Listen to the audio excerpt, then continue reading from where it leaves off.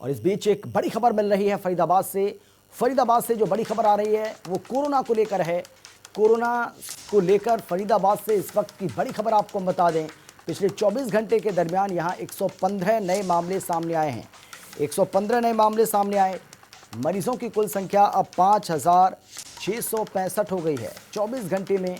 अच्छी बात यह रही है कि 120 मरीज ठीक होकर अपने घर वापस लौट गए और अब तक यहाँ 101 लोग अपनी जान गंवा चुके हैं। फरीदाबाद से कोरोना को लेकर ये बड़ी खबर आपको हम बता रहे हैं जो कि बेहद चिंताजनक है।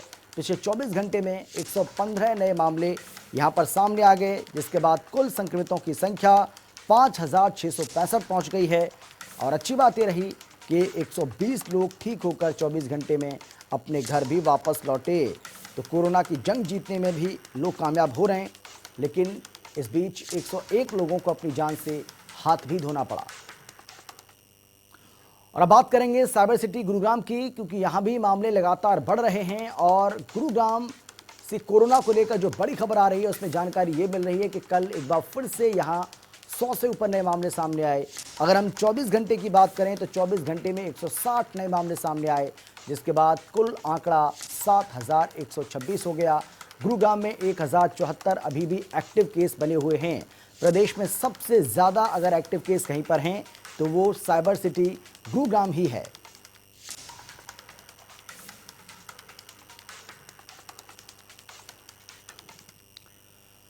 और चलिए कोरोना को लेकर हम दो जिलों से हाल लेते हैं। हमारे दो संवाददाता हमारे साथ मौजूद हैं।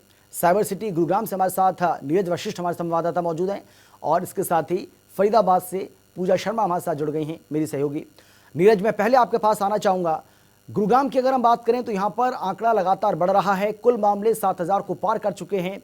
खतरा बढ़ रहा है, सरकार भी इसे लेकर बेहद चिंतित है। लेकिन सवाल है कि ये जो चिंता है वो ज़मीन पर दिखाई दे रही है या नहीं? अमित, देखिए आंकड़ा जरूर बढ़ा है। 160 केस कल भी सामने आए थे, लेकिन इसके साथ साथ टेस्टिंग बढ़ी है और टेस्टिंग बढ़ी है तो कहीं ना कहीं आंकड़ा बढ़ना तय है। सरकार की एक जिला प्रशासन की एक मंशा है कि जितने भी लोगों के बीच में छिपे कोरोना संक्रमित लोग हैं उनको टेस्ट कराया जाए, सभी लोगों का टेस्ट कराया जाए। तकरीबन 70,000 लोगों के टेस्ट हो चुके हैं यहाँ पे। अमित, मैं आपको बताऊं, इसमें से तकरीबन 7,000 केस पॉजिटिव सामने आए थे, जिसमें से 6,000 केस तकरीबन वो रिकवर कर चुके हैं। रिकवरी रेट दिल्ली एनसीआर में या फिर देश भर के उन बेहतरीन शहरों में शुमार है जो कि कोरोना के बाद रिकवरी कर रहे हैं। तो कहीं ना कहीं जिस तरह से कल गृह मंत्री ने कहा था कि हरियाणा के 4 डिस्ट्रिक्ट को दोबारा से लॉकडाउन करना पड़ सकता है, अपने आप में एक बड़ा सवाल जरूर है, क्योंकि केंद्र सरकार ने पहले ये अपनी मंशा साफ की थी कि अनलॉक 1 से अनलॉक 2 शुरू होगा। अनलॉक 2 शुरू होने के बाद साइबर सिटी के तमाम मॉल्स को खोल दिया गया है, पार्कों को खोल दिया गया है। अगस्त के अंदर ये प्लानिंग थी कि जितने भी धार्मिक स्थल हैं उनको खोला जाएगा। लेकिन कहीं ना कहीं जो केस सामने आ रहे हैं ये कॉलोनियों तो जरूर हैं। अभी भी मैं जिस कॉलोनी में खड़ा हूं ये कंटेनमेंट इलाका है। आप साफ तौर से देख सकते हैं कि जिला प्रशासन की तरफ से तकरीबन ऐसे 130 इलाकों को, 8 वार्डों के तकरीबन 130 इलाकों को जो है ऐसे बैरिकेटिंग कर कंटेनमेंट इलाकों में शुमार किया है, जहां पे लगातार गहनता से, गंभीरता से जो चेकिंग है या फिर टेस्टिंग की बात करूं वो लगातार की जा रही है। जी बिल्कुल। नीरज आ रहे हैं आपके पास, आप बने रहिए हमारे साथ। पूजा, आप जिस तरीके से नीरज जानकारी दे रहे हैं और कल गृह मंत्री अनिल विज की ओर से बात कही भी गई कि हम जो 4 ज़्यादा प्रभावित ज़िले हैं, जो दिल्ली से सटे ज़िले हैं, उनमें हम विचार कर रहे हैं कि कर्फ्यू लगाया जाए। फरीदाबाद का हाल भी कोई बहुत ज़्यादा अच्छा नहीं है। यहाँ भी हर रोज़ अगर औसत हम लगाएं तो 100 से ज़्यादा मामले सामने आ रहे हैं। मौतों का आंकड़ा 100 को पहले ही पार कर चुका है। हालात लगातार चिंताजनक होते जा रहे हैं। लेकिन कर्फ्यू लगाने को लेकर जो चर्चा हो रही है, इसे ज़मीन पर लागू करने को लेकर भी कोई चर्चा है या नहीं अभी? जी देखिए, फरीदाबाद में यदि बात की जाए, अभी जो अपडेट जारी हुआ है, पिछले 24 घंटे में जो कोरोना पॉजिटिव है उनकी संख्या 216 नए केसेस की सामने आई है और 3 मौत जो है कोरोना से हुई है। यानी कि टोटल जो कोरोना पॉजिटिव है अब तक 5878 हो चुके हैं और मौत का आंकड़ा 106 पर पहुंच गया है। और आपको बता दें कि चिंता का विषय यह है कि रिकवरी रेट भी पिछले 24 घंटे में फरीदाबाद में घटा है। 1100 से ज्यादा एक्टिव केस हैं। क्योंकि मानसून हरियाणा में पुनः सक्रिय होने वाला है, इसलिए प्रशासन की, स्वास्थ्य विभाग की, हरियाणा सरकार की चिंताएं काफी बढ़ गई हैं। क्योंकि फरीदाबाद एक ऐसा क्षेत्र है जहां पर स्लम क्षेत्र भी काफी संख्या में है। तो ऐसे में स्लम क्षेत्र को लेकर भी बैकअप प्लान तैयार किया जा रहा है कोरोना को लेकर, कि ये बारिशों में वायरस जो है बताया जा रहा है कि काफी मजबूत हो जाएगा, तो तमाम तैयारियां की जा रही है। और जनता कर्फ्यू का जो जिस पर विचार चल रहा है वो उसी कड़ी में लिए जाने वाला निर्णय होगा, क्योंकि की आबादी है और यदि फरीदाबाद में मानसून सीजन में कोरोना को लेकर कम्युनिटी स्प्रेड बढ़ा तो बहुत बड़ी परेशानी स्वास्थ्य विभाग और प्रशासन के लिए हो जाएगी। तो ऐसे में जो सामाजिक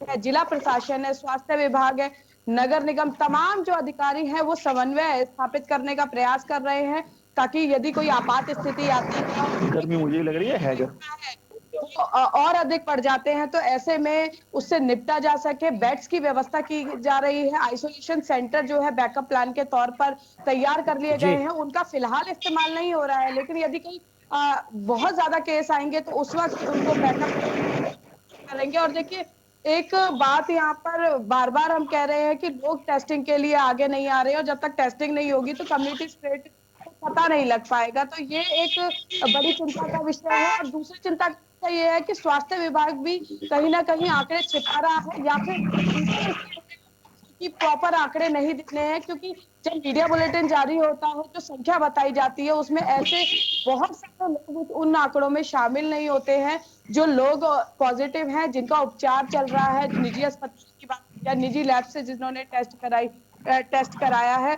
बार बार स्वास्थ्य विभाग सख्ती बरती जाएगी, लेकिन वो सख्ती कहीं नजर नहीं आ रही है, जिसका जो परिणाम है वो ये है कि कोरोना पॉजिटिव का जो आंकड़ा 5878 का नजर आ रहा है, संख्या काफी अधिक है उसकी, तो इसके लिए एक विशेष और प्लानिंग की बहुत जरूरत है। जी बिल्कुल नीरज, सवाल ये है कि कर्फ्यू लगाने को लेकर विचार तो किया जा रहा है कि गुरुग्राम में कर्फ्यू लगाया जाए, लेकिन ये भी कहा जा रहा है कि कुछ मंत्री ऐसे हैं, कुछ अधिकारी ऐसे हैं जो इसके फेवर में नहीं है। उनका ये मानना है कि अगर फिर से कर्फ्यू लगाया जाता है तो जो आर्थिक गतिविधियां हैं, जो एक पहिया पहले थम गया था वो पहिया एक बार फिर से घूम रहा है, लेकिन उस पर अगर फिर से ब्रेक लगाया जाता है तो ये बहुत ज़्यादा नुकसानदायक हो सकता है, क्योंकि साइबर सिटी गुरुग्राम ये वो ज़िला है जहां पर आर्थिक गतिविधियां बहुत ज़्यादा होती हैं।